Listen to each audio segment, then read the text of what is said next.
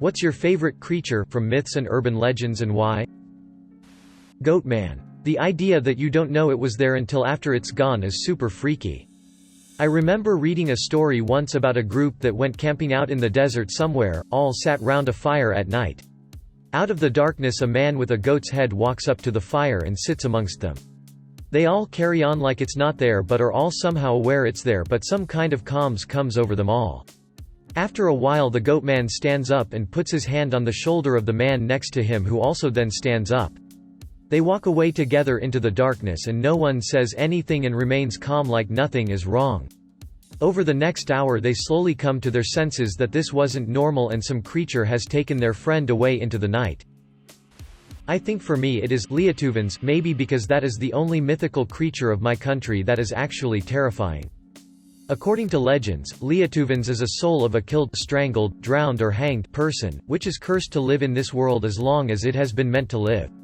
It attacks people while they sleep. You will wake up at night paralyzed, with this monster standing above you, his hand wrapped around your neck.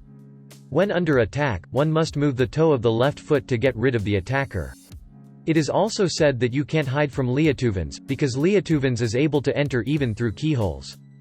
I think that is just an attempt to explain sleep paralysis and nightmares in my culture, but is an interesting legend nonetheless. That's absolutely what it is. Many cultures have a similar creature.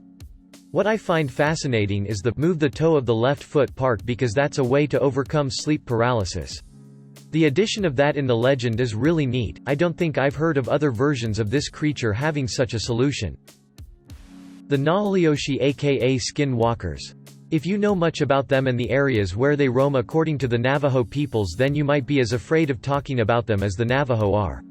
Even if you marry into the tribe, they don't want to discuss that at all. It's hard for outsiders to learn about, but there's just enough lore about them out there to be absolutely terrifying. There's a YouTube series that I think is by Lazy Masquerade that goes into reading anonymous Reddit posts on the subject and is worth a listen. Leviathan, Kraken. I just love the idea of giant sea monsters for some reason. Whenever I'm playing a video game and there are giant sea monsters, I get so giddy. Some of my favorite video games with giant sea monsters. Subnautica. There's a giant hidden Cthulhu-like creature in WoW. Yog-Sothoth. Because Yog-Sothoth knows the gate. Yog-Sothoth is the gate. Yog-Sothoth is the key and guardian of the gate. Past, present, future, all are one in Yog-Sothoth. He knows where the old ones broke through of old, and where they shall break through again.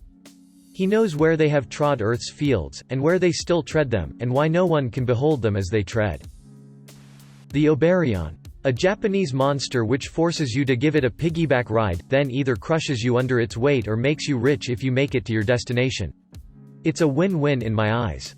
Oberion is a child-sized monster from Niigata Prefecture which loves to ride people piggyback style.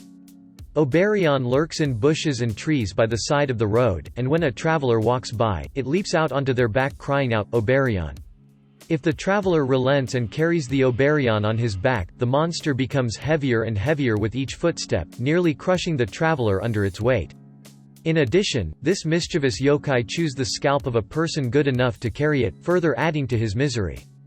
According to some tales, as the Oberion becomes heavier and heavier, it eventually crushes its victim under its weight. However, more commonly, when a person has dutifully carried the Oberion the whole way home, he or she finds that the strange burden was a sack of money all along, and becomes incredibly rich. The Phoenix. Ever need a second chance? Biological immortality? Just a buddy to keep you warm some days? It always rises from the ashes and reinvents itself. Nice metaphor for life, too.